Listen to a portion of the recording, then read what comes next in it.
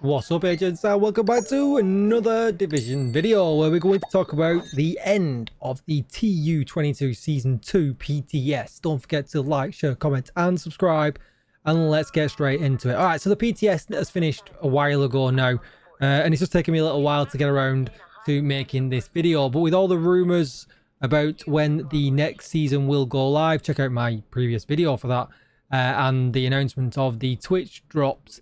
I kind of think that we've seen the end of the PTSs now. I don't think there'll be a phase 3. So I kind of just want to do a very quick roundup of my thoughts on, how it went, what I would change, and if that will actually happen. If we flip over to the PTS Trello board, or the patch notes on the Trello board, this was kind of everything there. And I don't really want to go through this too much. I think I've already been through this in a previous video anyway.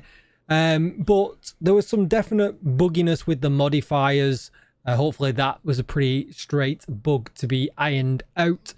And also you could find that sometimes the NPCs had the seasonal modifiers even when you had them turned off. So the bugs wise, there was still quite a few, surrounding that. And I'm not really going to go into that because you would just kind of hope that they would be, kind of crushed and kind of gone away before the live launch of the actual patch.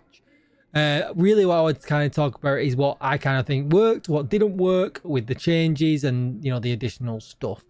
So I think the whole UI for the seasonal modifiers was kind of too invisible, right? I don't think it was in your face enough. And especially the, having to aim, look at a bad guy, press T to activate the modifier. I just think it was just way too many steps. Why can't I just press T, like, for that to happen? And also, having to be zoomed in to see the the count on one of the modifiers, or how the status of a modifier, and we play this game very run and gun now. We're not zoomed in for that amount of time. We're not sat there like a sniper, for 30 seconds lining up our shot so that we can see that UI all the time. And I'm getting on the older side now, and my reactions aren't like these young guns nowadays where I can see anything in a split second. So I think the UI needed work still. I think it should be, especially the seasonal modifiers. I do not think we should have to be zoomed in. I think they should be, visible at all times. It's just click for click's sake to be able to see it. And, definitely, being able to just press a key to activate the modifier. Just way, way better. And that's part of the reason, right, why Division 1 was liked so much. Instant access modifiers for skills. No messing around, no having to sit still, not, it feels like we're trying to be slowed down, and I don't want to be, especially when you're meant to be giving me more power. I don't want to be slowed down with more power. The range UI, I think that would be nice to be able to toggle that on and off regardless of the global event, especially the fact that, it's not a global event, the global modifiers, because they've, they're adding a gear set. If we if it's here, there it is, the Virtuoso gear set. And that requires range, right? And there is other, guns and stuff in the game and talents and stuff that require range. Let us have that indication at all times. So we don't have to kind of guess, go into the shooting range and look at what 15 meters is and then kind of try and bake that into your head.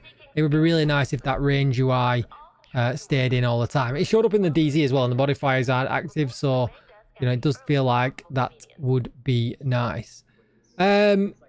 The UI for the enemy modifiers, you've kind of got to study it, right? There's 4 of them at all the times. And that could be, an argument that is 4 too many. Maybe because you've got to kind of remember it to kind of deal with it. And if it's such a harsh effect that we have to deal with, I think maybe it could do being trimmed down to 2 or 3. I don't think they'll make that big of a change. But I kind of think that really, I don't know, we'll learn the symbols over time. That will become easier over time. But is 4 too many? Maybe. I think it needs a little bit less there as well. The Strager, the exotic AR that everyone was looking forward to, I feel like it lost a lot of its appeal this time. The range wasn't enough. The power felt great. It didn't feel too overpowered. It didn't feel underpowered, overpowered, or anything like that. It felt like it was in a really good spot. But it felt like you had to be running Lincoln Memorial for it to work. Anything outside of that, it was kind of like, right, this is rubbish. Just let me, use something else. So I think the range does need to be bigger. Maybe not 20 meters. Maybe we could compromise at 15. But again, definitely interested to know what you guys think in the comments down below about that one. I think Gunslinger could do with an update. That was missed in this patch, and considering that it's a switching talent, it could have been, you know, had its timer brought up to kind of match in with the rest of the stuff that's going on. That would have been kind of nice, you know, maybe 10 seconds. That would have been good.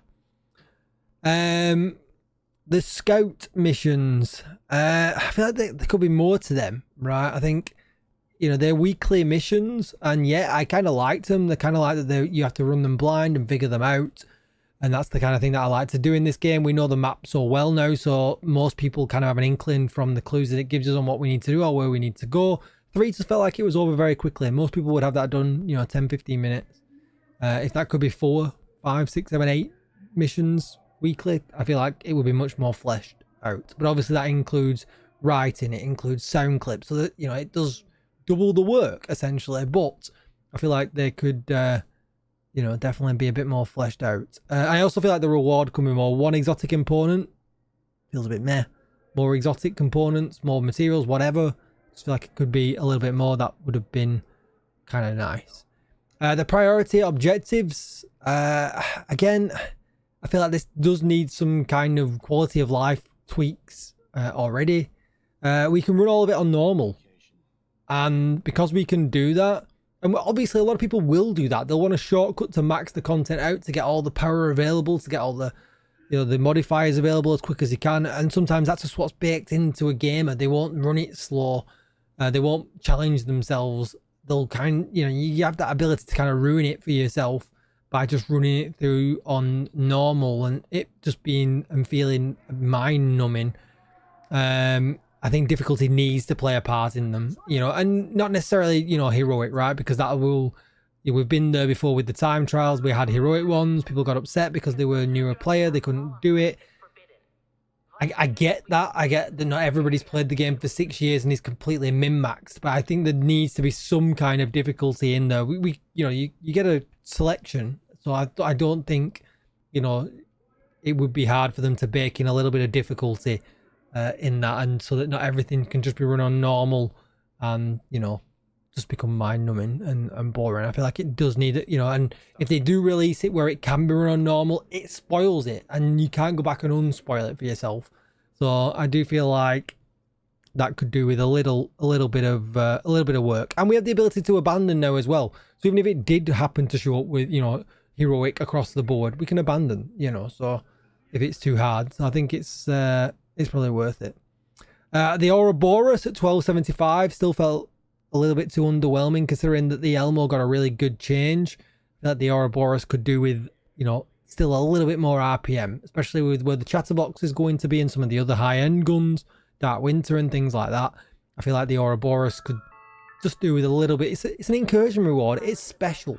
It's not that easy to get for some people.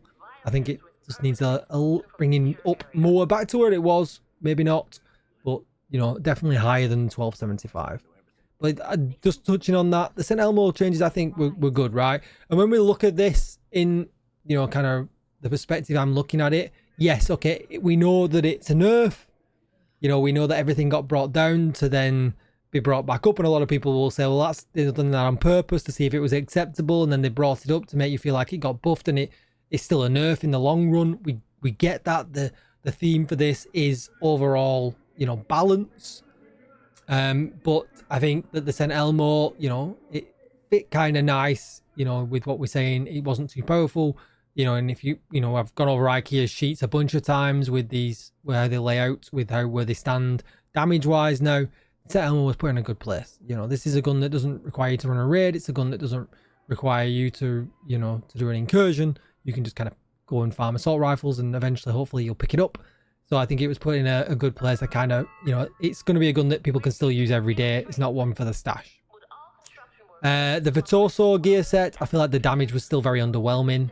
I think it still needs a buff. It felt like it was only good to run it with the Pestilence, and I feel like they would want people to run this with the modifiers that we are getting this season. This should be the shining star of this season's gear sets, right?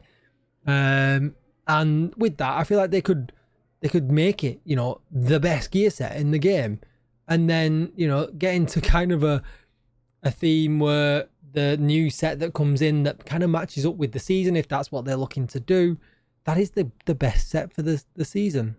But then maybe, you know, maybe take it down 5% when the next season comes along, but you bring in something new that everybody wants to farm and get in that season anyway, so people won't be that bothered. So yeah, I feel like that still needs some work. I'm not into playing at range. I don't, you know, I really don't see, we don't need to with the modifiers. You can set the modifiers out so we don't play at range. We can just kind of play the game as is, but then that's going to be interesting to see if we're going to need to when it comes to the master climax mission. So, you know, let's just see. Versatile, I think the perfect versatile that coming in, it doesn't feel terribly rewarding to use with the weapon swapping and things like that. I think that probably needs to be a bigger or longer damage buff still. It forces the swap too much. It doesn't feel great. Not for me anyway. Heartbreaker, I feel like they went the wrong way with this, right? I'm all for taking extra damage, right? That's fine. 1.1, 1.2, 1.3, whatever. The stacks still decay too quick. And people might shoot me for saying this. Keep it at 1. But make the stacks decay slower. Now, whether you do that, you just, you know, just cut them to 1 per second rather than 2. Whether you say if you're moving the stacks decay slower, just some way of stopping the stacks decaying slower and keep the damage at 1. I'll take 1.1 and the damage decay, the damage stacks go lower. Also, the whole fun with Heartbreaker is kind of taken away because of how quickly them stacks decay, and I don't want to be doing that whole weapon swap game where it doesn't really work very well with versatile because of how close you've got to play and things like that. And I don't want to be switching to a shotgun just to build stacks. You know, you're taking build variety, gun variety away from me. Make the stacks decay slightly slower and leave the damage alone would be my recommendation. Do both, that would be great. You know, that's kind of what I want to see. So my general thing with the modifiers is that in the end, after I unlocked them all, I just felt myself turning them off, and that sounds horrible, right? Because this is what, and this obviously could change all next season, right? Next season it could be maybe these modifiers just are not for me, right? Maybe a lot of people enjoyed these modifiers, and there was some times where I made some videos where if I played at range with an M1A, I could shoot 20 odd million per shot, and it would be wild, and that is kind of nice. And maybe I need to spend a little bit more time with the modifiers. I did spend a lot more time with them. But I didn't like having to deal with the shock ammo. I didn't like having to deal with, you know, if you're not within a certain range, you're going to kill yourself by shooting an enemy. The power creep for having to put up with that didn't feel like it was enough, right?